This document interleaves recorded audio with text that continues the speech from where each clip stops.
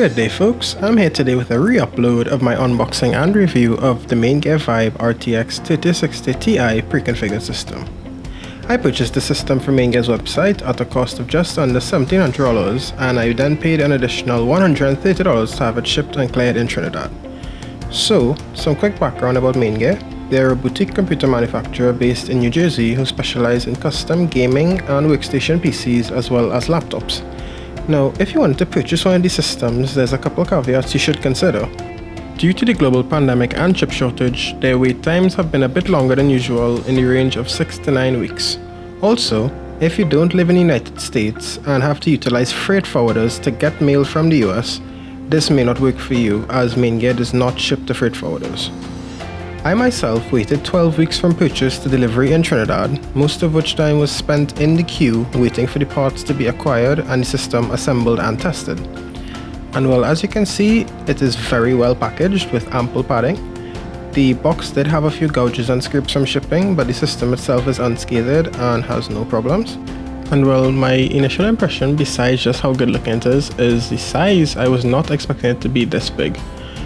But before we get into the system itself, let's take a really quick look at what comes in the box. First, we'll have the quick start guide along with a diagram showing the ports and connectivity.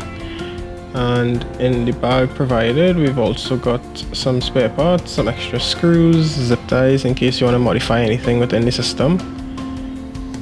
We've also got the antennas for the Bluetooth and the Wi-Fi.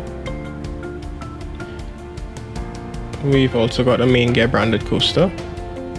And this PC comes with an addressable RGB controller built in, so you can either use the remote provided here or MSI Mystic Light to control the lighting of the computer. We've also got a Maingear branded pen. In the bag, I've also got the stock AM4 cooler mounts. And finally, a flash drive containing a copy of Windows engraved with Maingear's logo. And here she is, powered on in all of her RGB and glory. In case you missed it, this system packs a hexa-core Ryzen 5 5600X, currently running the stock AMD cooler, which is going to be upgraded in the very next video.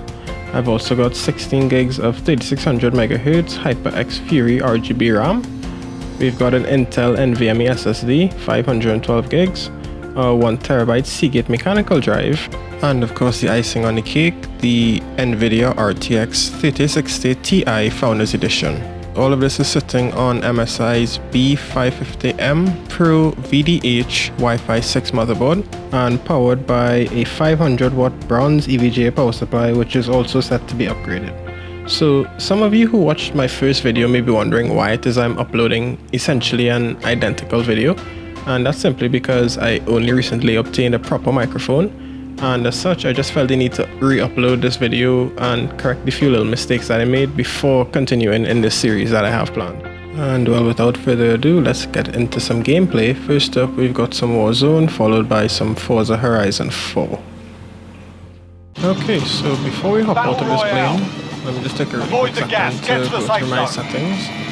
So, just my refresh rate is locked to 165, but because I have VSync and FreeSync enabled, it should only go up to about 120. I don't have everything really maxed out because I prefer stability over, raw quality. But, we've got ray tracing on, we've got the LSS set to quality, and let's move.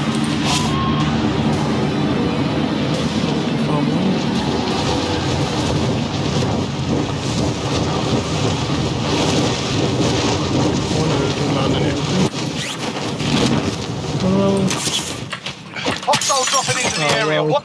Clear to engage all targets. That's rough. Let's go for that guy.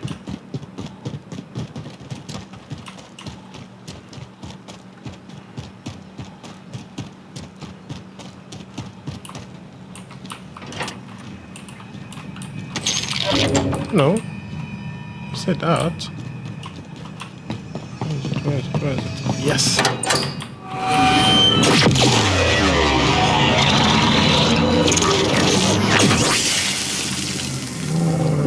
Mini, miny, mountain.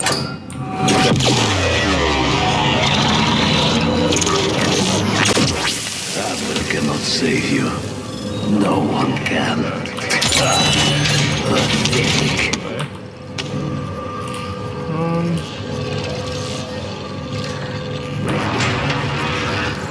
Enemy UAV. Destroy the room.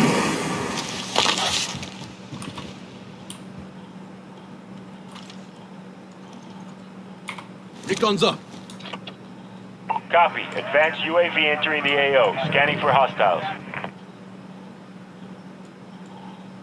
Enemy soldier incoming.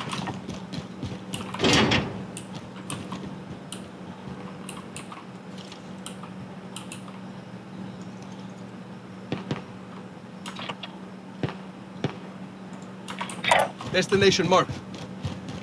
Let's go try and source some people. Enemy UAV overhead. Be advised, advanced UAV is bingo fuel. Returning to base. Only clacking of the keyboard. I only noticed it in post, but that's due to something that you all will see in the next video. And I'm alluding to this video a lot, but you know, it's gonna be good.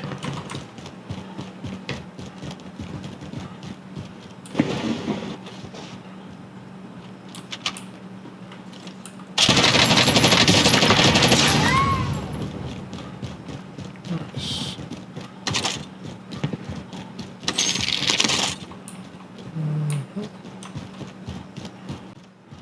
And he's shooting even better.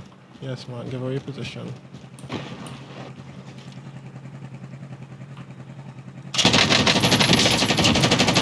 Easy peasy.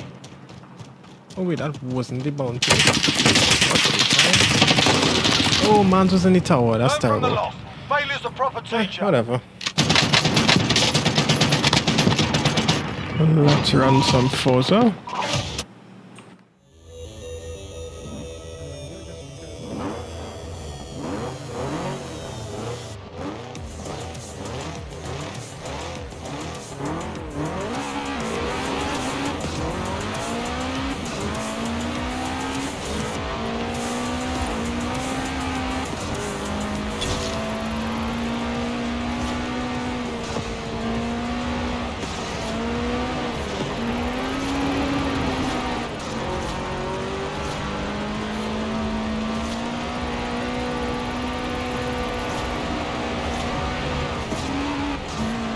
Arrived at your destination.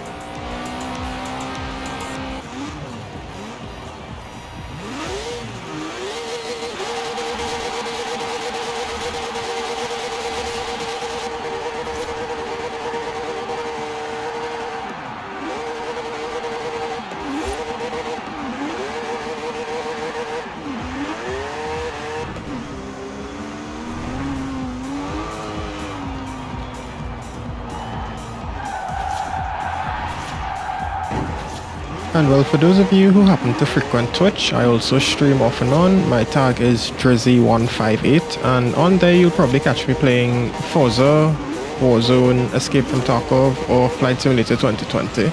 So I mean, do hop on, give me a sub, show a little support. It's always appreciated. And well, I'm sure you guys get the idea. Easily doing 120 FPS at 1440p. And well, I think I could wrap up the gameplay here for now, and as in the previous video, we'll end it off with mining. And well, it just so happens that the price of Bitcoin is pretty good right now, so my projections are at about $4 a day, which means this PC should pay for itself in just about a year. Now, while mining, the GPU pulls 130 watts. This is using the high optimization profile, which gets me about 60 megahashes per second in nice hash quick miner.